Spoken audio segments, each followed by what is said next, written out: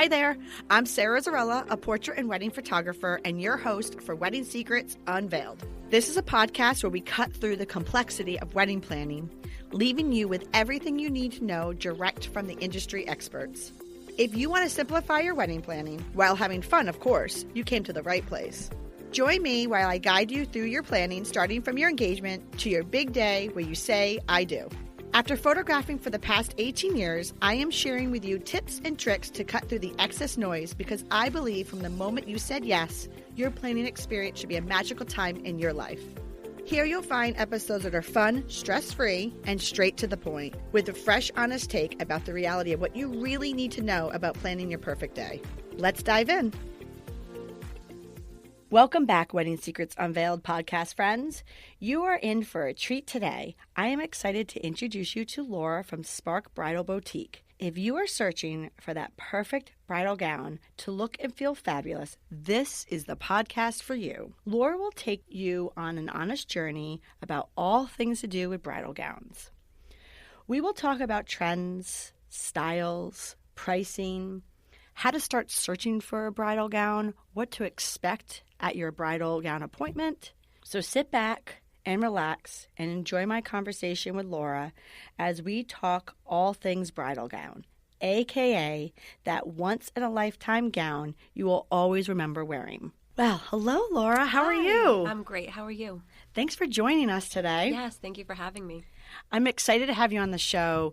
When Dan, our producer, told me that you were interested in coming on, I said, this is perfect, because what girl does not look forward and dream about her wedding gown? It's definitely a big part of it. Absolutely. For sure. A big part of the whole wedding experience. Absolutely. So I think we should just dive right in. Sure. Why don't you tell our listeners a little bit about who you are, who you serve, and what you do in your business? Sure.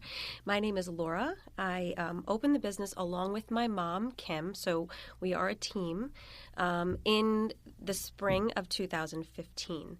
So the business is about 6 years old, but it did take quite a few years of planning and, research to really put it together and get it started in 2015. But when we did, we definitely hit the ground running. So we serve all brides who are looking for a wedding gown with different shapes, different styles, different ages, whatever they're looking for. We really do have a wonderful selection in the boutique at this time.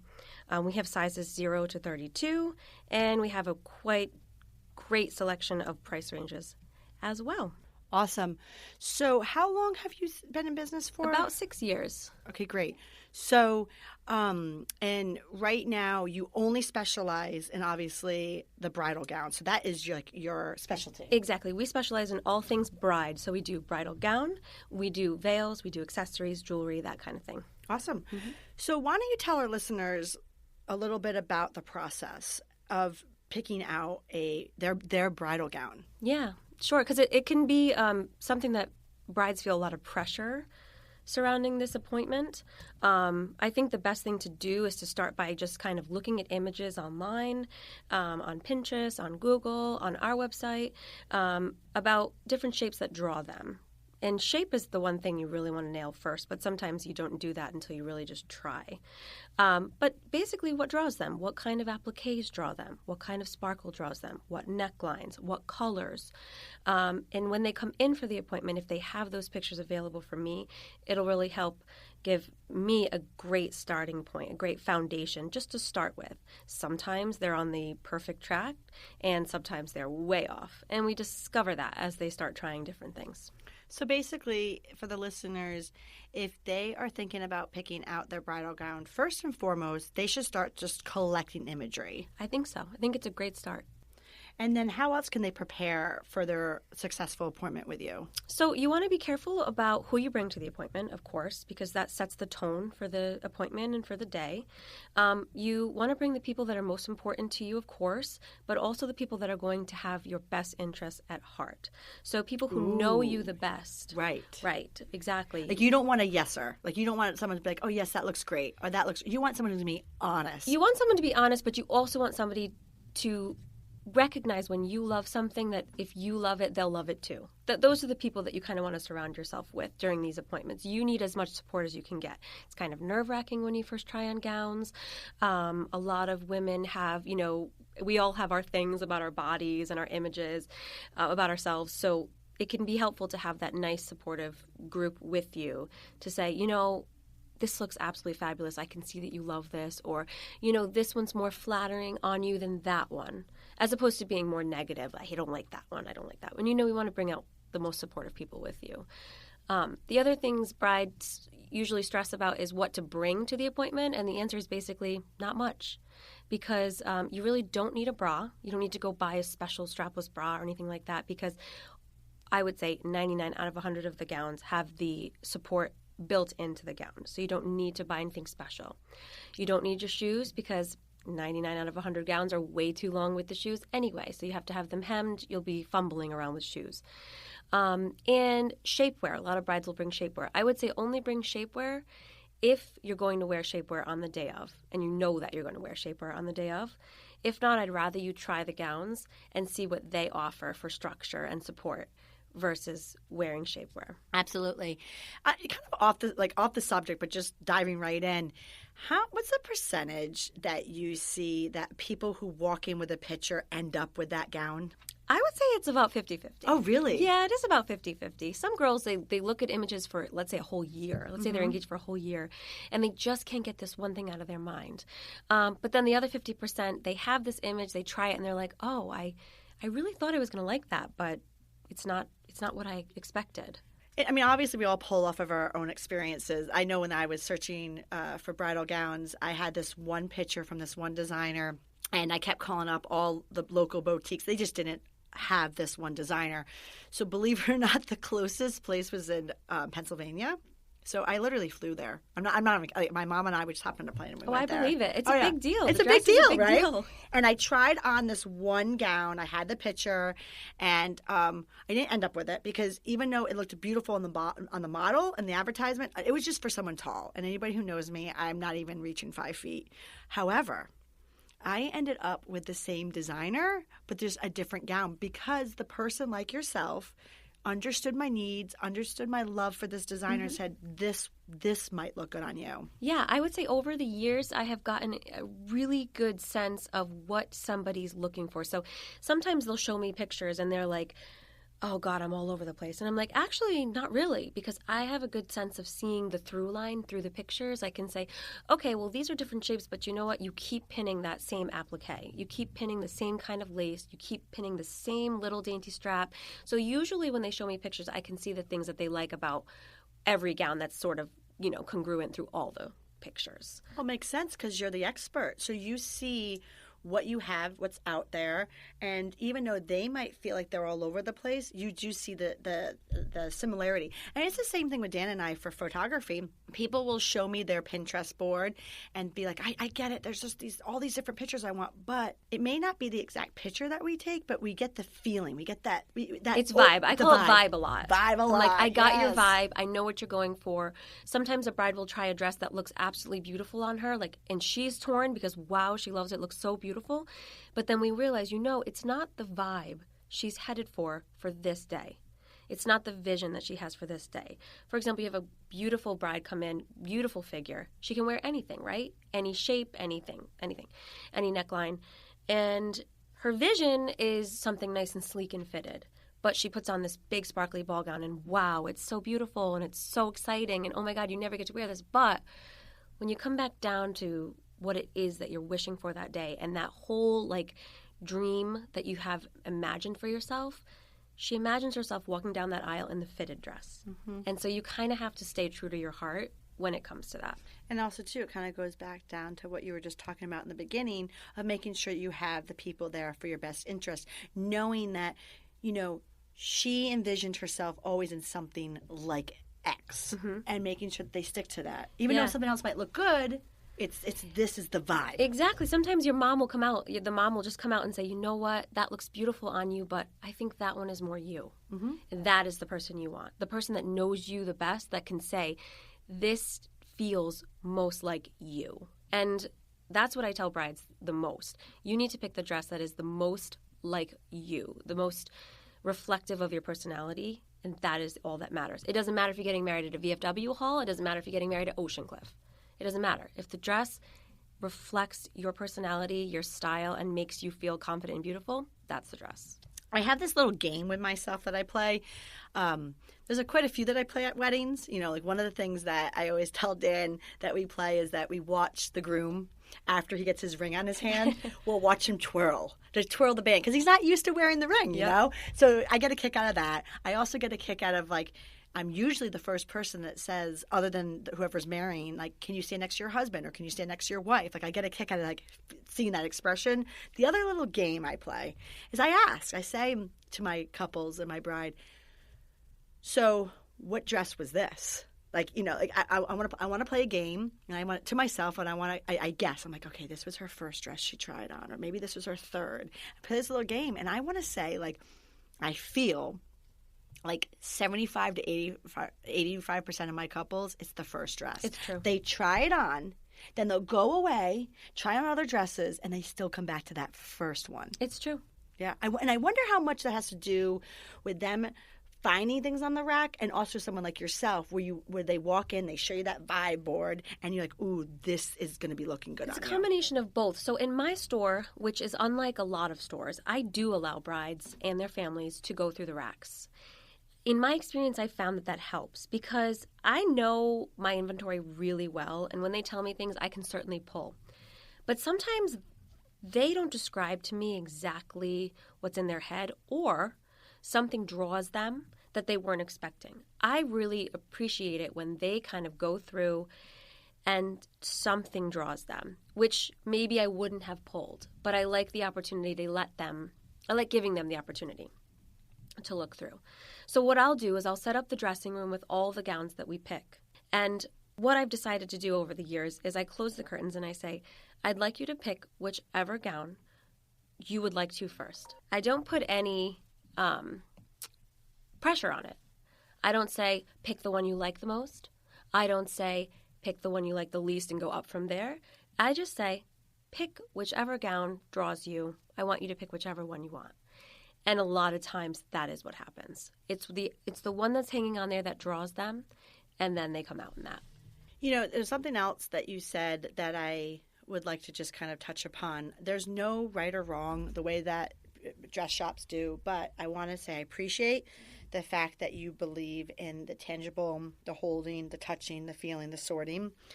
I feel like that's a process. I mean, you just got married yourself this past June, and, you know, I've been married for 7 years now, but picking out my dress was something I vividly remember. It was an experience. And the bridal shops that I went to that allowed me, and I didn't go to many. I think I went to 3 because I told you I flew out to Pennsylvania and I was sold there. But that was a bridal shop that allowed me to touch, feel, and go through the racks, and I appreciated that. And then I started with a local shop here, and then I did what a lot of people do. I went to Kleinfeld's. I guess you just want to have that experience. I walked away from there not picking the gown because I felt like, what else is behind the curtain? What else is behind the curtain?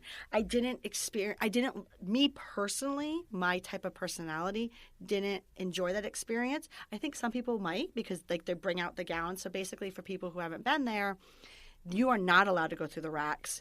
You tell them and they bring things out to you. So I felt like I was always wondering, like, well, what else is there? So the fact that people can go to your shop and go through it and they can see what else is there and then they're left to pick out what gravitates is amazing. Yeah. And I'll be honest, I would say 75% of the time, even if they have the right image or they know what they're looking for, 75% of the time it's my mom and I or myself pulling the gown. And that's merely because we know where stuff is. We know our inventory. It's not because they couldn't find it. It's just because we know where stuff is. No, yeah, I don't think that... But I agree with you fully that I get the feedback from the brides that appreciate that very much. They appreciate being able to go through the racks. Yeah, like I don't mean that. Like I didn't pull the gowns. I meant just like went through them. So I think for the listeners listening, if they haven't traveled down the journey quite yet of looking for their bridal gown, if they're not there at their wedding planning, or if they are in the midst of it, just knowing maybe that's a phone call that they could, like when they called, asking the shops, like, can I view the gowns? Can I touch them? Can I look at them? Because not every shop, I was surprised to know that basically. Not every shop allows that. Yeah, that's true. You know, so if you know that you're somebody that wants to touch and feel and look, you have the option. And if you also are the type of person that you just want someone to show them to you, they can also do that at your store too. True, because we do a combination. Absolutely. So I guess with that said, let's talk a little bit. I'm sure a lot of people right now are thinking trends and what's on the horizon. Can you take our listeners through a journey? Can we talk a little bit about what trends just happened and what you saw and where you're seeing it go? Absolutely, yeah. And this is good timing because I just got back from New Jersey Bridal Market. Markets have been a little bit different since COVID, so we're trying to navigate new kinds of markets and choosing gowns, but they'll hopefully get back to normal next year. What we saw a lot of last year, I feel, is bold sequin layers. Lots of sparkle with layered sequins underneath lace on the top. More bold in color, so deeper champagnes, deeper nudes, deeper pinkier tones, and lots of texture last year. So that's sort of what I see is sort of on the down. Is the texture and the nude colors, the deeper color nudes, and the really sparkle dresses with the sequin layers underneath. That sequin layer was very popular and prominent, and still is, but I feel like that's sort of what we saw last year in almost every style. Mm-hmm. Necklines are something that is kind of timeless because you've got spaghetti strap, you've got V-neck, but one of the things that we've seen a lot come back, and it's crazy because I saw it come in with the girls in their pictures and it's starting to come back, and then when we went to market, they're getting ready for this trend and it's coming out in the spring. A lot of square necklines. So this trend with like the very, straight up strap and then the square across neckline is very popular and coming back. So there were quite a few styles at market for spring 2022 that are coming out in a square neckline, and we did choose to have a few into the store. Kind of doesn't work for everybody, but it does work for some. So for those listeners, here's a trend that you can kind of pop in on, at least try, is the square necklines. Definitely square neckline. You heard it here first, folks. That's coming. It's coming. I swear to you, it's coming. If you haven't seen it already on Pinterest, because I've seen it start to roll out, but that's coming. How about from waist down? What are you seeing right now? I mean, I know, first it was the ball gown, then it was the mermaid, and then it was the lace, and now and then it was the layers. Where are you seeing it going right now? So I have to be quite honest with you. The shapes really don't go in and out, in my experience. Mm-hmm. I have girls come in and it's a 50-50 whether or not they're going to do a big, huge skirt ball gown or they're going to do something nice and fitted around the hip. One of the newer, more modern trends is like a sheath dress, so where it fits around the hip but then comes straight down. So there isn't that mermaid poof at the bottom, not that severe poof, but more of these crepe fabrics. The other thing that I've seen in the last, let's say, 2-3 years that is really popular and is still popular, continuing the trend, is to change the linings to jersey. So they used to all be satin, and they used to be polys or satins, and they were really stiff, rigid, right, structured. And I think girls' priorities over the years have shifted. They want comfort more than that old school like satin poly stuff. So almost all of the gowns now are lined in a jersey fabric. That's so interesting you say that. So two things. One, I've been seeing a lot of pockets. Going back to practicability, like the people just want to put pockets. Big deal. Yeah. Huge. Like almost every dress I see now has pockets. But it's interesting that you say comfortability because I made a joke the other day with a friend of mine. We had to go out to an event. And we both somewhat got ourselves situated and dressed up. And she made a comment like, this is the first time I'm wearing heels and, X amount of months or some, for me, it's been a couple of years. But what's interesting, in the back of my mind, I went there. I said, I wonder, because all of us are now, some of us are working from home more and, we're not dressing up so much for work. I'm wondering where that was going to take us with the wedding industry. That's what crossed my mind. I was like, oh, I wonder where that's going to go. And you just said it. I never thought it would be the material. I thought it was going to be more like dresses would be like more flats, but people will wear more flats, but it's the material. You're saying people want more comfort. Yeah, and I did see the trend start happening even before COVID, but I'm sure that's going to even ramp it up, right? Because now everybody is more in tune with their comfort side. Yeah. The flats thing, you get mostly girls are more in tune with their comfort, with their, wanting to wear something comfortable on their feet, but then you still get those gorgeous, Christian Louboutins coming into the store or the really nice Badgley Mishkas with the huge stiletto heel, because you just get the girl that just loves them and feels that they want to be special on their wedding day, of course. But also, too, if you're ever going to wear a red sole, you wear it on your wedding day. Well, that's the day. That is the day. It is the day that you literally can get away with anything. Absolutely. You can, for sure.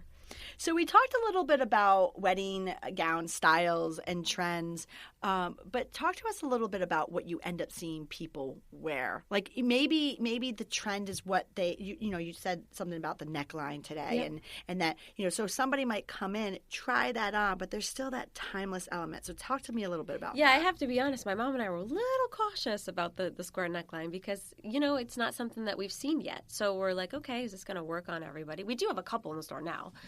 But then my mom and I tend to, curate the store's collection in a way that's more classic. That's just our style. So obviously every style we pick in the store has us behind it because we're choosing it. So obviously we're trying to follow trends and we're trying to meet what people are asking for. But at the same time, it's my mom and I's style that's kind of being intertwined within, of course.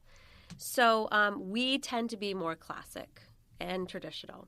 And so we will probably take more risks on ordering dresses with the more classic neckline. So that classic V-neck neckline, the sweetheart with the spaghetti strap.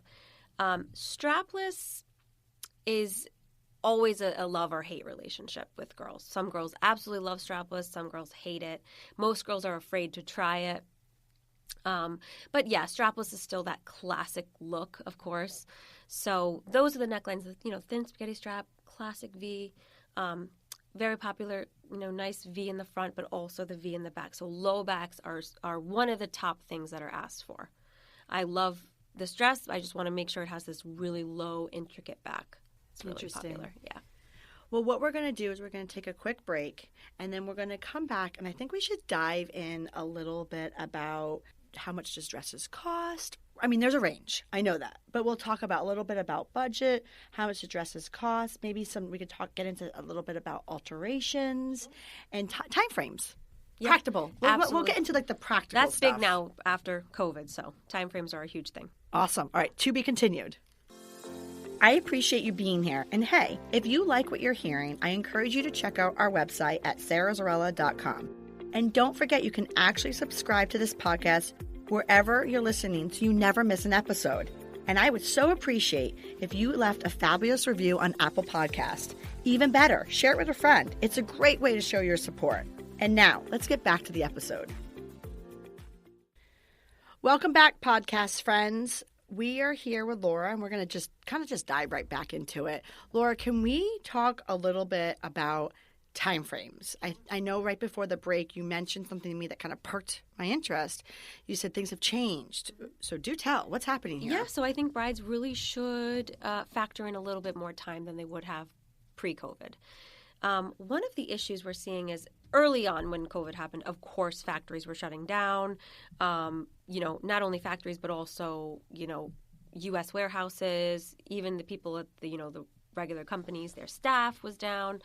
And then there were state mandates that you couldn't be at work. I know one particular company, the Vail company, they had a mandate, they would get their water. They told me literally their water and heat would be shut off if they were caught at work in California. So we went through that with each company. Now we're seeing it's the carriers. It's the shipping carriers. Oh.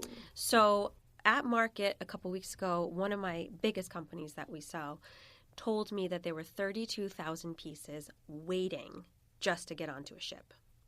So it's not that the production is delayed or backed up. It's that they cannot get them overseas because they're just waiting for ships to get them. So if you're a listener, pre-COVID, what was your normal turnaround time for a dress? I would be more comfortable, I know most stores would say a year, but I would have been more comfortable between, 6 to 8 months. I would say, oh, yes, we'll get this in. This will be fine. Because with my larger companies, I could get things in between 3 or 4 months. And then, of course, you want some time to make sure it comes in and then time to alter with the seamstress. Now I'm literally more at that year, 9 months totally max. Like, you don't want to go anywhere beyond 9 months before the wedding. And that is because we're seeing dresses take at least 6 months now. Wow. At least 6 months from the day I order it to the day I get it. And that's kind of across the board. Some companies are smaller and they can get things to me a little sooner, but everything is delayed. One of my companies just added a surcharge now to every single dress ordered because they can't get the shipping carriers. They have to fly everything in. Wow. So that's not only making the time frames longer, but unfortunately, it's driving up the costs a bit as well. So, and I'm sure people are seeing this in every, aspect of the economy, not just bridal. But it's been a roller coaster. It has. Have I not gotten a dress in time for a bride? No, which I'm proud to say. No. That's an accomplishment. It is, but I'll also be very, very because you're clear. probably honest with them. I'm very honest. Like, if somebody's getting married soon and there's one company that I just don't think will make it, I'll say, I don't think this is your company. Mm-hmm. I really think that you're better off looking at this, and this. This one isn't your company. Now, this one, I can check stock. Is it in stock in the South or in Canada? I can get it within 2 weeks. So I do, when girls come in on a time crunch, which happened a lot during COVID, mm-hmm. Because either they decided to go ahead, right? So things started to get a little better. They said, we're going to go ahead. And they needed something. They need to get married in 2 months. Then I would be very specific. Okay, you need something off the rack, or I need to be, in real time checking inventory through these companies to see if they're in stock. Can they ship to me in the U.S. within 2 weeks? How about alterations? What are you seeing with that? So alterations, what I'm seeing, again, post-COVID, is that the seamstresses have just not gotten through the tsunami after COVID. So everybody postponed their weddings, and they all sort of inundated 2021 and 22. And the seamstresses, in my opinion, are so overbooked at the moment that it's hard to keep their heads above water. And that is because they're just getting so many more in one short time frame versus, all of those 2020 brides that would have been in the year 2020. So I don't think that tsunami will level out for at least a year or two. As far as their works, I have one seamstress that's booked out all the way through January. It's unbelievable. So that's a concern. So that's why you really don't want to push it past 9 months, because you want to give yourself that 3-4 month leeway to alter that dress and make sure a seamstress can see you. I wonder. You brought up. It's just interesting. Every person I talk to in this wedding industry, we're affected from COVID, past like post COVID. Mm-hmm. I just don't know. You mentioned it probably will even out a year or two. I don't know. Yeah. Because, I know for us, I'm booked. Dan and I are booked. We're booked solid for this year. And then if we're booked, other photographers are booked. So, and then venues are booked. So then they're pushing it back another year and then another. And you can't stop people from falling in love. No, it's one of those things. It's a great industry to be in, guys, because it's one of those things. I think people will always get married. It's a sacrament. It's a tradition. It's a coming of age. Mm-hmm. It's something that's very important. It has been for thousands and thousands of years. So I don't see that slowing down at all. So you might be right about that. I know, right? So I'm just wondering, when's this tsunami going to stop? Because it's know. rolling. Well, I'm not complaining. It's busy, but I can't complain about how busy we are. So I got a question for you. Talking about the wedding and the tsunami and inundated and people falling in love. How important is the dress, and do you feel, and what in the grand scheme of the wedding? How do you feel the dress stands? So I say this to my girls, and I always put a disclaimer in front of it with, it probably sounds like I'm saying this because I'm trying to sell you a dress, or it probably sounds like I'm saying this because this is what I do for a living, etc. But in my opinion, and I just went through this. I got married myself in June. In my opinion, it is really important. It is one of the top priorities. And here's the reasons why. when you look back at your photos, again, photos, not another thing you want to skimp on. Photos are top priority because what do you look back at for the rest of your life? You look back at your photos, but more so, you look back at the photos of you standing next to your husband or your wife. So it's you wearing what you were wearing that day, and that's what you're looking back at.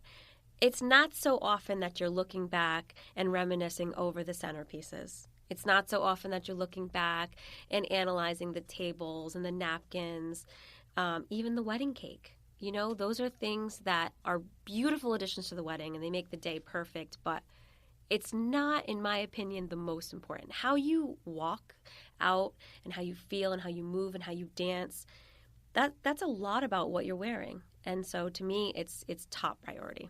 Out of curiosity, what designer did you wear? So I wore, and I get all excited talking about it. I have such an emotional attachment to my dress. It's still hanging in the store in a white bag. I can't let it go to go get cleaned or anything. And that's what I always tell my brides. Like, it's so important. You have to have that emotional attachment to it because it is the most important piece of clothing you will ever wear. It is. So when you saw your dress, did you know it was yours? I did. So mine is a funny story because we were working and I wasn't engaged, but I have been with my husband for 13 years. So at the time we had been together 10 years and he waited till the 11th year to propose. That's a whole other story. We love him. But on that 10th year of being with him, we were working in New York City at a smaller boutique like a smaller boutique bridal show, not those huge warehouse ones. And they rent suites in these hotels, and you kind of go up and down the elevators, and you find the suites through the hotel. It's kind of fun. And we walked into this suite, and on the rack there was just this beautiful collection of gowns in the fabrics I always dreamed about, in the shapes and the structures that I always dreamed about. And then off to the right, there was one hanging on the door frame, kind of up on the door frame. And it was a specific pattern that I had never seen before, but it was the silk I always wanted and the big, huge, dramatic bow. And my mother goes, "Can you just try that on?" I was like, "You're crazy. I'm not even engaged." But the model happened to be like on a break. So I put it on. I put it on in the room, and I actually took that dress right off the model's back. So my seamstress had to redo the inside of it because it was altered for her. But it's an Antonio Riva. It was made in Italy, and it is so incredibly special to me that it was definitely the right choice, the right dress. I was so connected to it. My dress is from Italy too. Yeah, well, I'm Italian, and that's part of my heritage, so that also played a factor in me loving it as much as I do, of course. But it's funny. I me being Italian also. I told you I liked the picture, but it wasn't because there was an Italian designer, but it found that I kept gravitating to the Italian designers because of the silk. Mine is silk, yeah. Yeah, so the type of silk that they made. The more classic, high quality silks. It's just I'm drawn to, and the architectural builds of these gowns is what drew me to this particular designer. That's the same thing with my dress. It was the architectural design. Exactly. I'm going to have to see a picture of your dress. Of course, I have them. And so, you know, a lot of people ask me, "Oh, was it so hard to choose your dress because you see them so much?" And I was like, actually, no, because I've seen so many dresses that when I saw this one, I was like, that's something special. That's something unique. I mean, the color of it is unique, etc. It's not for everybody. It's certainly not for everybody, but it was so perfect. It was so me. Well, it goes back down to what we were just talking about earlier, is that ultimately something could look nice on you, but it has to be you. Right. It's right. Because, you know, I felt more pressure in this because I do what I do, right? So people are like, "Oh, God, what is she going to come out in?" And I'm like, but at the same time, I've always been that kind of clean, classic, more along the lines of like Jackie Kennedy type look. And so I needed to be true to myself, but I needed a little twist. And when I saw this gown, that's what. So I really need to see it because what happened when my dress was very clean, very classic. Yeah. I purposely did that because I didn't want it to come in and out with the trends. Yep. But it had a detachable train. Nice. And so and that detachable train had a structured bow and a statement piece on it. So I really have to see your dress. Yeah. And maybe what we'll do for the listeners is obviously for the people who follow my show and they know that I have show notes on the blog. So I'll talk about your show and the notes. I'll have to get your wedding picture. Sure. And post your I would picture love that. on there so people can see what you did. I would love that. I just got them back too. I would Yay. love that. Okay, love perfect. that. So we'll do that. I will put a picture of your dress. Like you said, it's not for everybody, but it was for you. And this is your statement piece. Yeah. That's still hanging in the bag in your shop. Yeah. I can't let it go. Can you talk to us a little bit about the bridal, how the bridal has changed over the years? One of the things I see the most, I think, is the comfort. So the priorities are more about comfort, about doing something that's a little softer, a little less cumbersome, not huge trains, not tons of fabric. So that's what I'm seeing. In the industry, in my opinion, has stayed quite strong. We do the same thing every bridal market, and you get new designers, new trends. You see sort of a lot of the saturation of the same companies. Ukraine is starting to come to the forefront. See those a lot in bridal markets. Israel is big.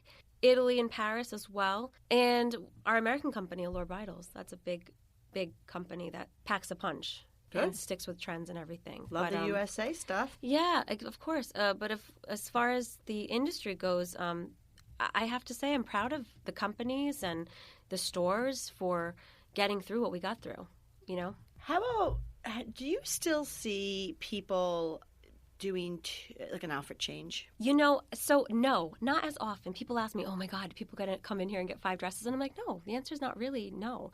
I will, as a store owner, you would think I would, encourage people, yeah, I'll sell you 2 dresses. But I encourage people to fall in love with the dress that they want to stay in for the whole night. Just fall madly in love with one piece and feel so connected to it the way that I did. And stick with that dress because you got how many hours? 6, 8 hours? 6, 8 hours. And you spend that kind of money on a dress, you want to really get, its worth out of it. But feel that special in that perfect dress. Now, what I do see and what I did towards the end of the night, if you're about to leave your venue, sometimes you go downtown, go to a bar, whatever, a little after party. That's more common for someone to change into, like, I think, years and years ago, a going away outfit was much more common and popular. But when you get the brides that are wearing stuff that's more comfortable, it's not necessary.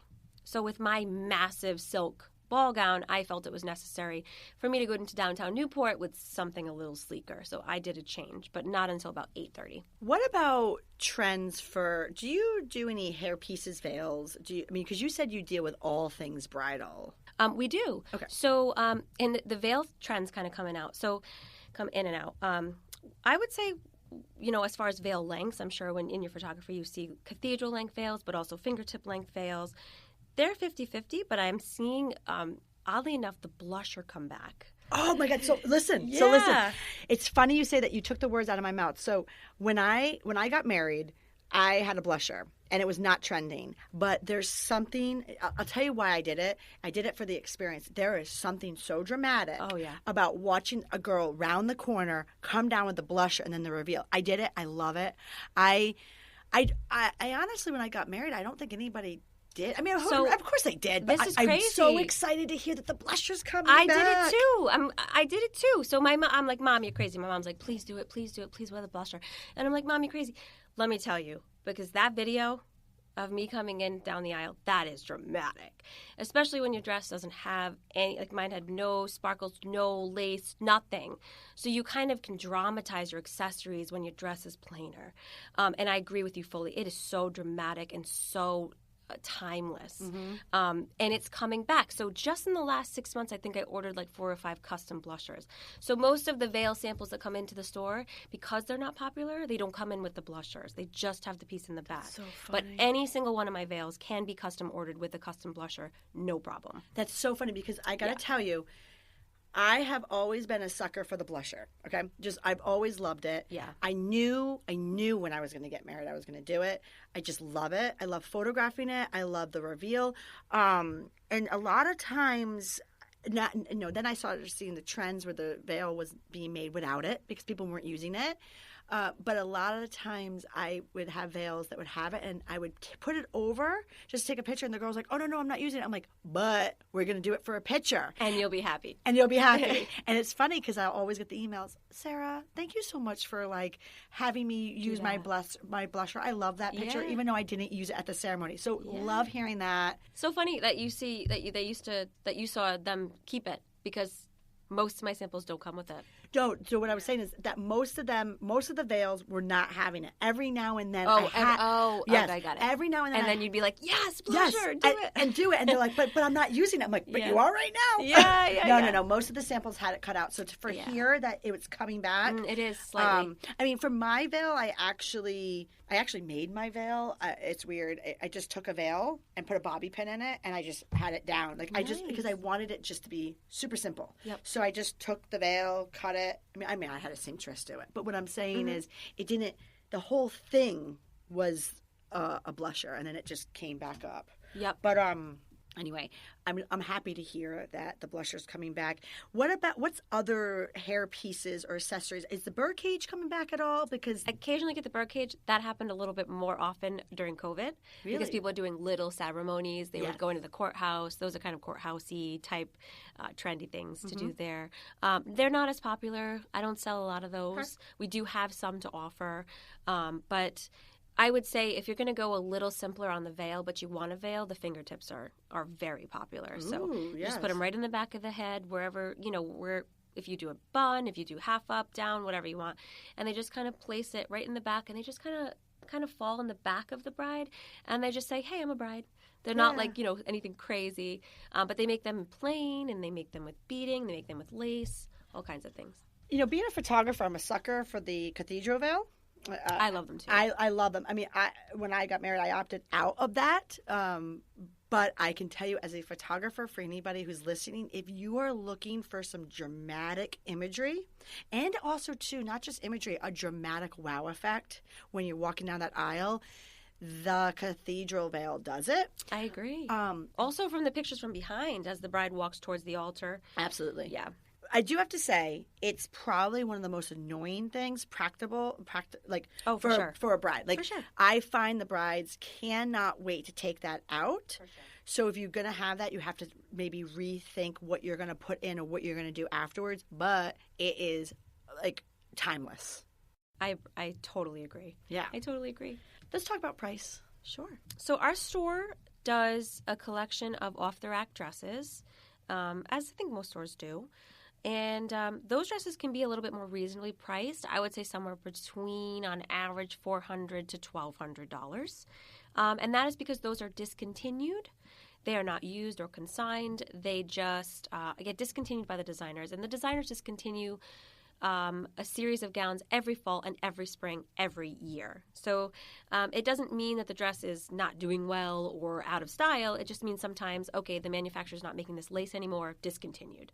So we have quite a big selection of those, which are beautiful gowns. And at Spark Bridal, we take very much care of our dresses. So when you come in, you try off-the-rack gowns, they're not going to be falling apart, beads missing, straps broken. We wouldn't put stuff like that on the floor. We think that even if you're going to buy an off-the-rack gown, it should be a beautiful designer gown. But of course, they can be discounted because they're no longer current. You're not ordering a brand new piece for yourself. In those cases, you're going to get a better bang for your buck. But there's a little limitations, right? So if the sample that they have that's discontinued is champagne, but you would have preferred ivory, you can't do it. You can't change the color. And also you have to get as close to your size as possible, because if it's a size 16 and you're a size 4, we can't do that either. You can alter, obviously, to a degree, but that's a little far.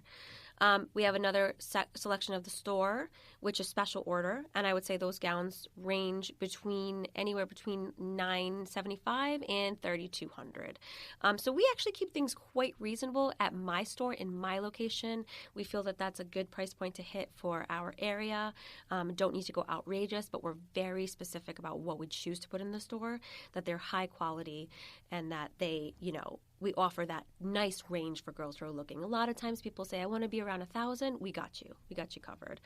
And then you've got the girl with the budget that's, she could do up to $4,000, and we find her something for $32,000. She's super happy. But yeah, I think we do offer a nice selection of both ranges. Awesome.